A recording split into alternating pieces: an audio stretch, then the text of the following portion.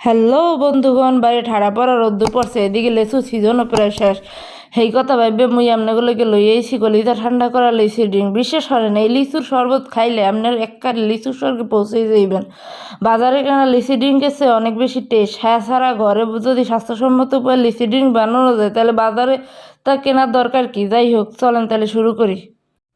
মুই এখানে এক কুড়ি লিচু লইছি, এখন এগুলোরে এক করে ছোলা ছাড়াই লইতে হইবে। দেখছেন কত সুন্দর লিচু, দেখতেই মনে হয় খাইতে অনেক টেস্ট হইবে। এক করে সব লিচু ছেলা শেষ, এখন সবগুলোর আডি আর গোছ ছাড়াই লইতে হইবে।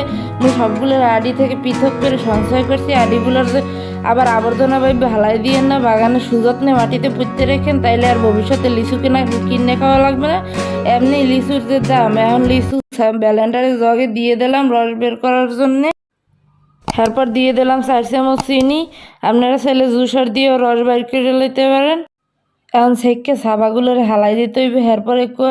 এরপর একটু লেবু লইবেন, লেবুটারে সুন্দর মতো ছুরি দিয়ে কাটতে হইবে।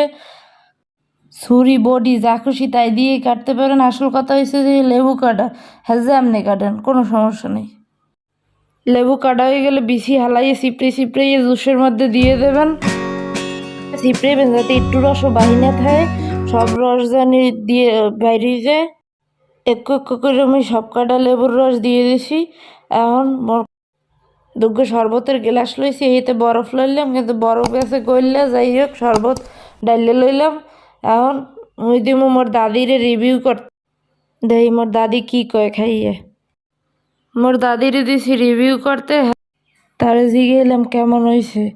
সে বলতে আছে খুবই ভালো হয়েছে।